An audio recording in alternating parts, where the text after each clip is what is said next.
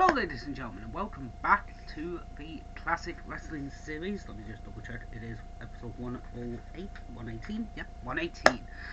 So, my original idea was to do WCW Uncensored 1997. I'm going to leave an annotation here at the end of the video to that episode, which I've already reviewed, episode 41 of the Classic Wrestling Series. So, yeah, but why don't we jump to the next year's event and review Uncensored 1998. Ooh, that's a good idea. So we've got Hollywood Hogan and Macho Man Randy Savage in a steel cage. We have Sting versus Scott Hall for the WCW title, and that's all I know of. So let's not waste any more time and get into our first matchup. So, our first matchup is Eddie Guerrero versus Booker T for the WCW TV title, and this was entertaining. This was fun. Booker T transitioned into a singles competitor quite recently, in fact, actually. The pay-per-view beforehand, Super Bowl 98, he faced both Rick Martel and Perry Saturn for the TV title. He would retain at the event. And this was fun. Booker didn't sell the leg as much. Eddie was targeting it, but he wasn't selling it as much. Near the end, where he basically drop-kicks Eddie in the face to get the win. But it was fun. It was a good matchup and a really good opener. Seeing the fans were into Booker T and not into Eddie. Chavo, who is by Eddie's side, is getting into a shoving contest, and then I believe, if I recall, Eddie hits Chavo. Could be wrong on that one. I think he might have to do that. But we're going to get going with our next contest. Yeah, he does. He does. Chavo, obviously, to basically be a heel. So we'll see what our next match is going to be. So we just had Juventud Guerrilla versus Conan of the NWO Black and White. This was entertaining. It was a bit weird because you expected to be a bit more high-fly from Juventud, but it wasn't. It was more ground-based. I believe it's because of Conan. Not entirely sure, I could be wrong. But this was a fun, entertaining matchup. Very nice. Well paced as well, but again, it just felt that it wasn't high flying enough because of Juventud Guerrilla. Obviously, just for storyline purposes, Jericho beat Juventud Guerrero in a title versus mask match, so that means Juventud has to relinquish his mask. Conan took offense to that, so that's how we get this matchup. But again, it was fun. It was a little match, entertaining. We have Mean Gene and JJ Dillon talking about something, so let's find out what happens and get to our next matchup. So we just had Jericho versus Dean Malenko for the WCW Cruiserweight Championship. This was good. This was really good. Just two guys who can wrestle, going at it for about 15 minutes or so, and it was just excellent. Really great matchup.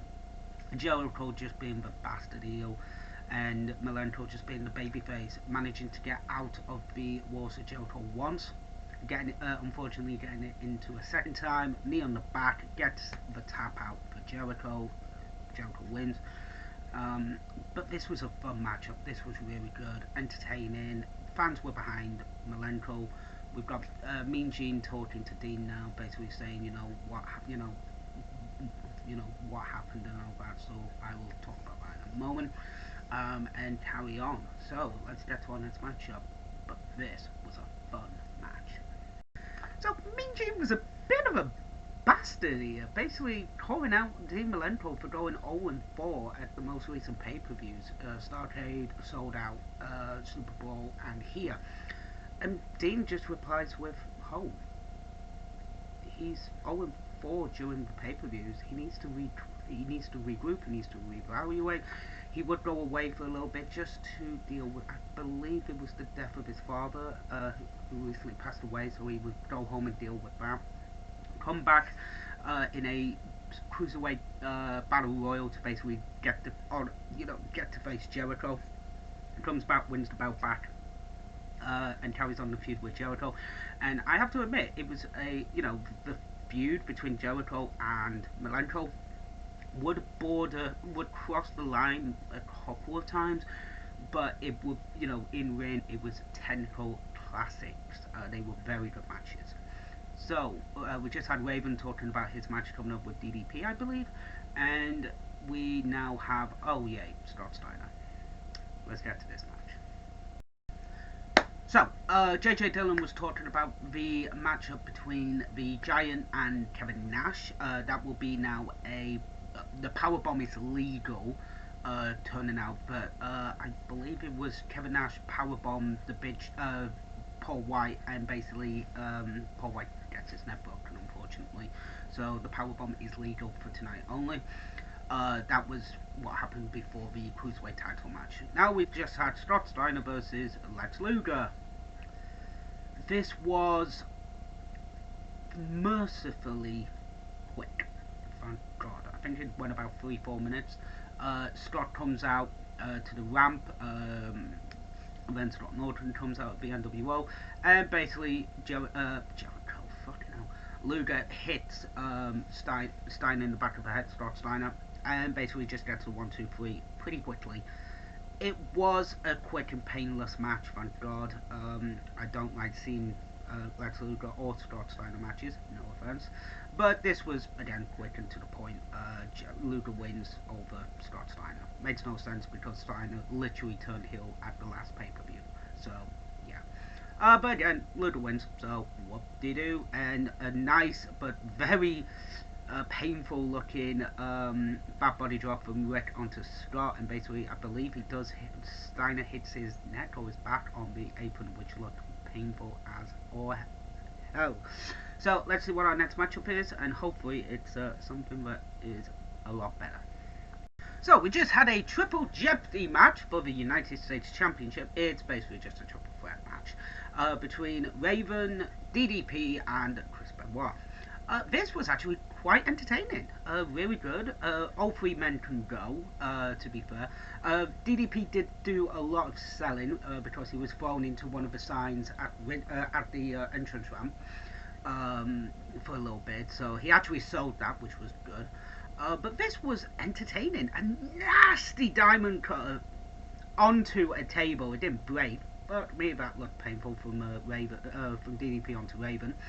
But Benoit is showing respect to DDP after the match. The sportsmanship of the United States Championship. This would be a resurgence for DDP. He would enter the wrestling industry at 35 and actually thrive in WCW. We don't talk about the WWE stuff, to be fair. But this was entertaining. It was well paced. It was a damn good matchup. If I had to pick between the Jericho Malenko match and this match, I would have to say the Jericho Malenko match was better, just because of some of the technical movers and the wrestling and the story behind it.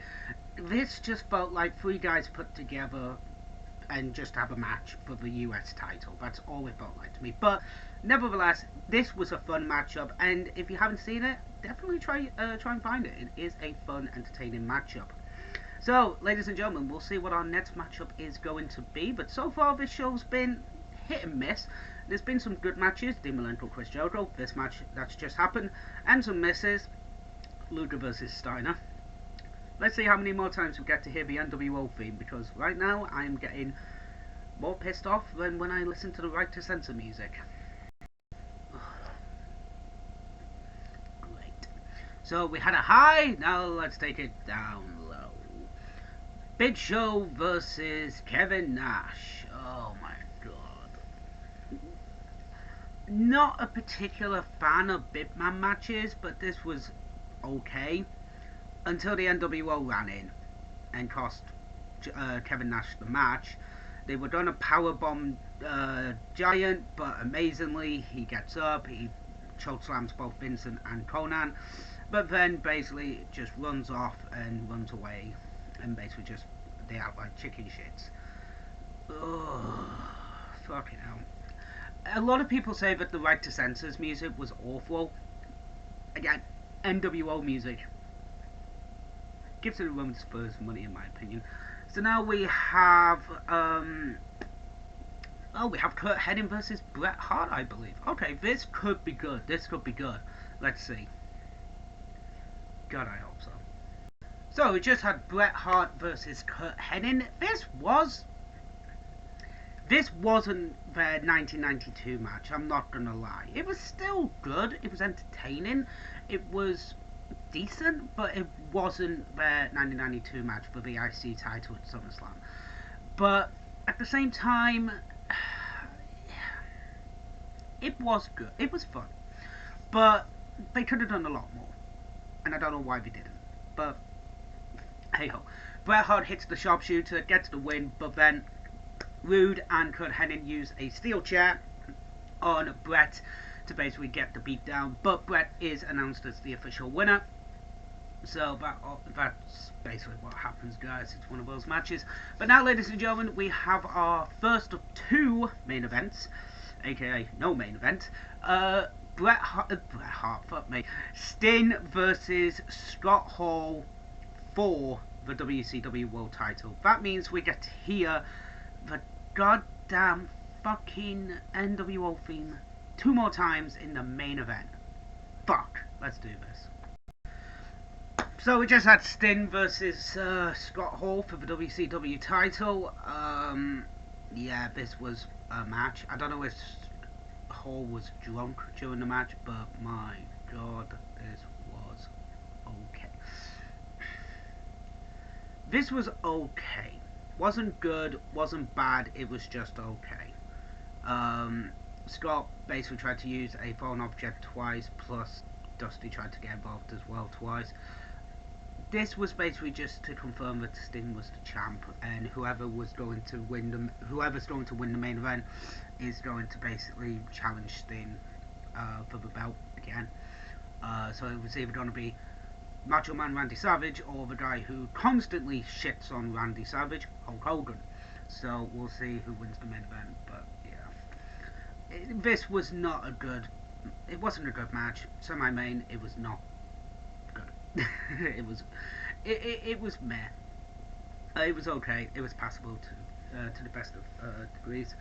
So, ladies and gentlemen, it is now time for our main event. It is Hogan Savage in a steel cage. Fuck's sake. Let's do this. Yeah. I need something. This is... What a fucking waste of time. We just had Hogan versus Savage. The use of blood was not even fucking necessary for the match. This ended literally with no DQ. This was a cage match, so no disqualifications. Disciple runs in, attacks the ref, attacks the outside ref, gets in the ring, Sting comes down from the rafters. Then Randy Savage pile drives Sting onto the mat, spits at Hogan and gets out. Yeah, this is bullshit. Stupid finish, stupid match. Don't even know why they needed to put this as the main event. I don't think they wanted Sting Hall as the main event, to be honest. But this was just a pile of wank, to be honest with you guys. What did I think of the show? The beginning of it, up until the, I would say the triple threat for the US title was good. Everything else, complete miss. Complete and utter. Do not watch, skip this bullshit kind of thing. It was entertaining, shows were entertaining. Best match of the night, Malenko, Jericho, definitely was a damn good match. Triple threat for the US title again was good. Eddie Booker was good as well. Eddie versus Booker T was good as well. But bar that, nothing really of note. Everything else was either a miss or just complete BS. And the main event just couldn't go fuck itself. So, that's what I thought of WCW Uncensored 1998. Bloody hell. So, like I say guys, I will have a link up here to the AEW Go Home show for Revolution this Sunday. And down here will be episode 41 of the Classic Wrestling series, so you can get my thoughts on Uncensored 1997. So, with that, ladies and gentlemen, thank you very much for watching. I will see you on Sunday, well, Monday morning, for AEW Revolution. TTFN. Ta-ta for now.